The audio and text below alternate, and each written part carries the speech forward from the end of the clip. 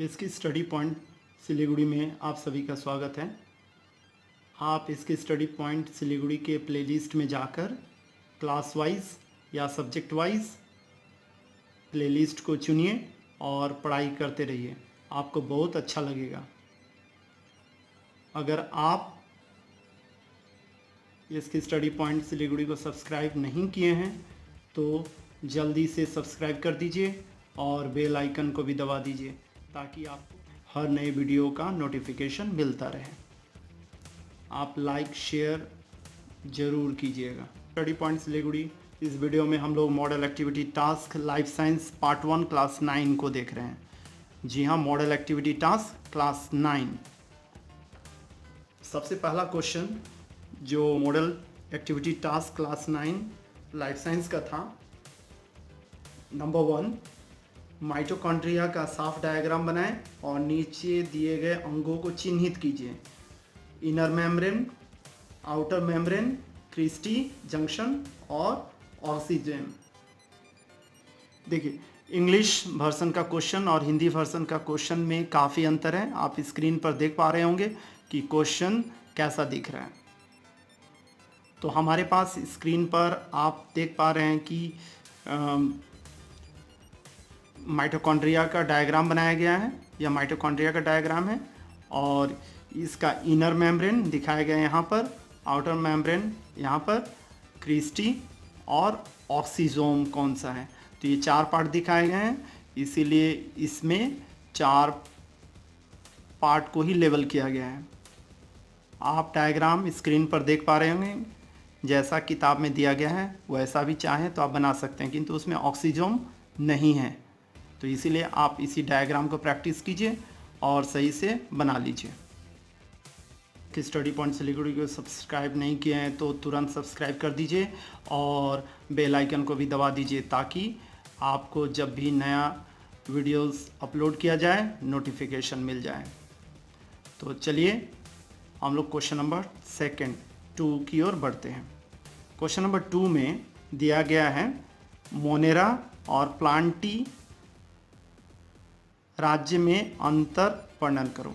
देखिए, फिर इस बार भी क्वेश्चन नंबर 2 में कुछ प्रिंटिंग मिस्टेक हो गया है या ट्रांसलेशन प्रॉब्लम हो गया है, तो हम लोग इसको अवॉइड करते हैं और समझने की कोशिश करते हैं कि कहने का तात्पर्य क्या है। इंग्लिश वर्जन वाला क्वेश्चन पे आप देख सकते हैं।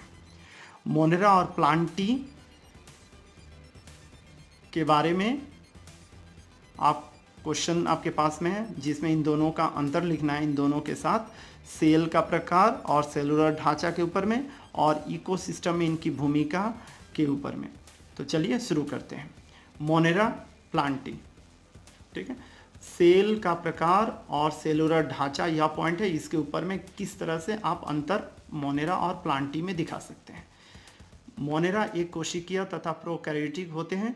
इनमें केंद्रक अनुपस्थित रहता है, केंद्रक नहीं रहता है, किंतु प्लांटी, ठीक है, उसमें यह बहुकोशिकीय तथा यूकैरियोटिक होते हैं। इनमें केंद्रक तथा लवक या प्लास्टिड पाया जाता है। ठीक है, समझ में आ रहा होगा आपको। फिर इकोसिस्टम में भूमिका के हिसाब से देखते हैं। कई इकोसिस्टम में ये मुख्य डिकम्पोजर हैं। कौन? मोनेरा, तथा मृत कार्बनिक पदार्थों को तोड़ते हैं तथा खाद्य वेब, फूड वेब में प्रवेश करने के लिए पोषक तत्वों को मिट्टी में वापस करते हैं।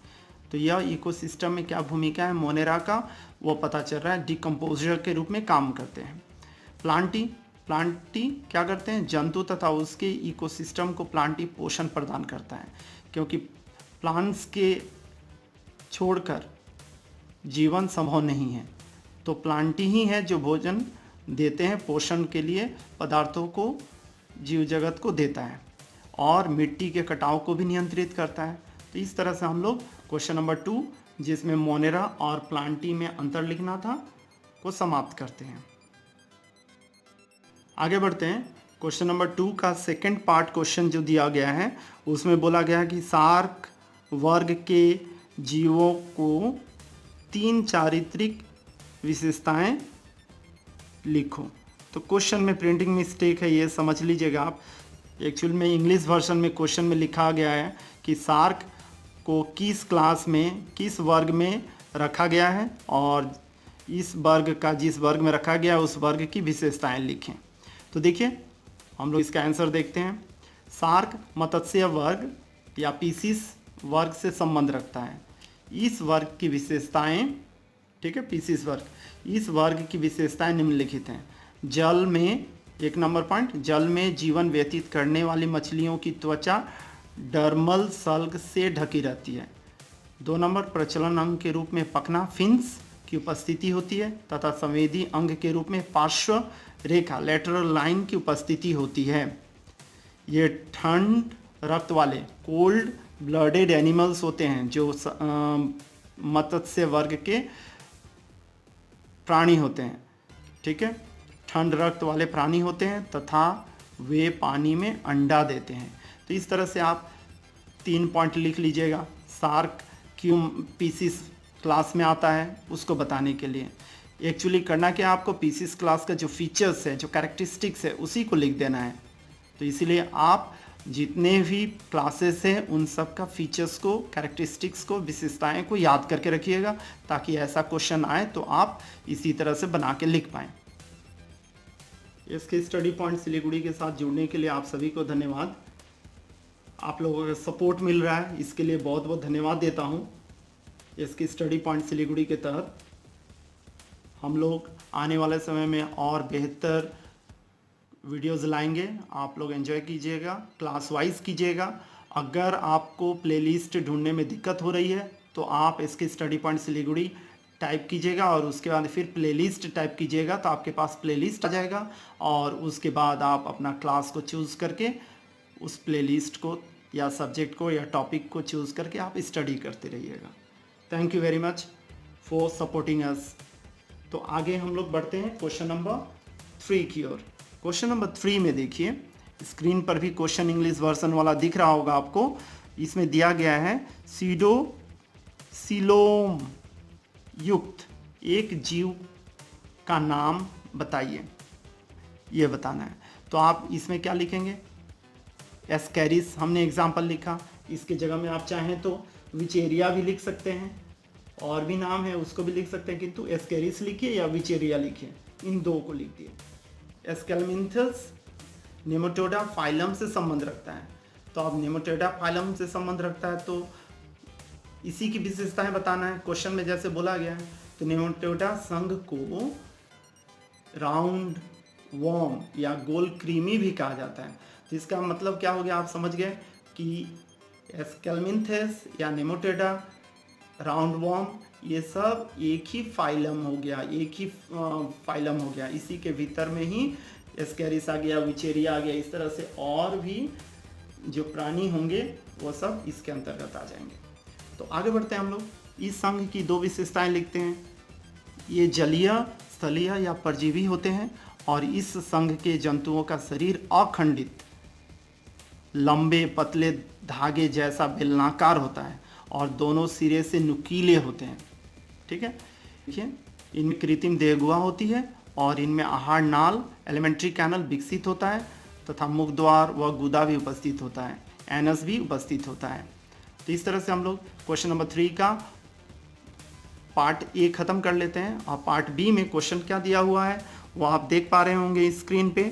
उसमें दिया गया कि कॉकरोच या तिलचट्टा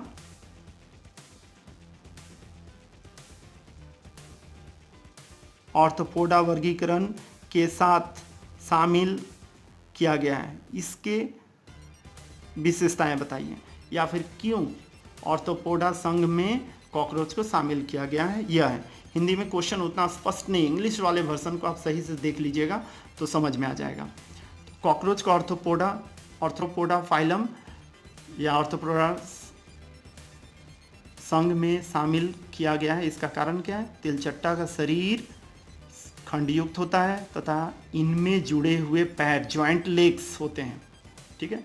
चित्र भी दिखा रहा हूँ स्क्रीन पे, देख लीजिए ध्यान से। उत्सर्जन की क्रिया मल्पीजियन नलिका द्वारा होती है, मल्पीजियन ट्यूबुल्स द्वारा होती है, ठीक है। तो ये इस तरह से हम लोग क्वेश्चन नंबर 3 को ख़त्म करते हैं। आप इसके स्टडी पॉइंट के साथ जुड़ गए हैं तो दूसरे को भी जुड़ने के लिए प्रोत्साहित कीजिए ताकि उनका भी हेल्प हो जाए। मॉडल एक्टिविटी टास्क ही नहीं, इसके अलावे टॉपिक्स पर भी हम लोग स्टडीज़ करते हैं, लाइव क्लासेस पर भी आते हैं। तो आप जुड़े रहिएगा तो आपको टॉपिक वाइज या इम्पॉर्टेंट चीज़ आपको पता चलता रहेगा। Thank you very much. तो 4 को देखते हैं।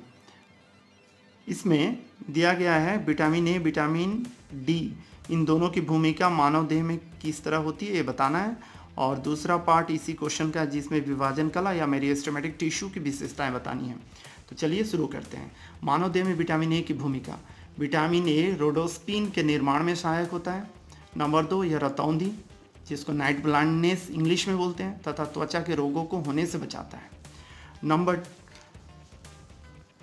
नेक्स्ट पार्ट क्वेश्चन का, मानव देह में विटामिन डी की भूमिका। यह हड्डी की समुचित तथा दांतों की वृद्धि के लिए आवश्यक होता है। नंबर 2, बच्चों में रिकेट्स और वयस्कों में ऑस्टिमलेशिया नामक बीमारी से रक्षा करता है। तो ये सारे पॉइंट्स हैं जिसको आपको समझ लेना है और जान के रखना है ताकि आने वाले समय में आप जब क्वेश्चन आए तो उस समय सही से लिख पाएँ। स्टडी पॉइंट सिलीगुड़ी, अगर अभी तक आप कमेंट बॉक्स में जाकर कमेंट नहीं किए हैं तो अभी तुरंत कर दीजिए और लाइक ज़रूर कीजिएगा, शेयर कीजिए अपने दोस्तों के साथ और इसके स्टडी पॉइंट को सपोर्ट कीजिए। तो चलिए सेकंड पार्ट क्वेश्चन नंबर 4 का है जिसमें बोला गया विभाजन कला या मेरिस्टेमेटिक टिश्यू की विशेषताएं लिखनी है। देखिए मेरिस्टेमेटिक टिश्यू जो होता है विभाजी उत्तक या विभाजन कला जिसको बोलते हैं, मुख्य रूप से पौधे के वर्धी प्रदेश ग्रोथ रीजन में जड़ व तना के शीर्ष भागों में पाए जाते हैं। ठीक है, इनकी कोशिका में पूर्ण कोशिका द्रव्य साइटोप्लाज्म और स्पष्ट केंद्रक न्यूक्लियस पाया जाता है। ये गोल बहुभुजी और अंडाकार तथा पतली दीवार वाली होती हैं। ठीक है, 4 नंबर पॉइंट, इस उत्तक की कोशिकाओं में विभाजन कला की क्षमता होती है। तो इस तरह से हम लोग model activity task life science class 9 part 1 को समाप्त करते हैं। Thank you very much for watching us at study point Siliguri.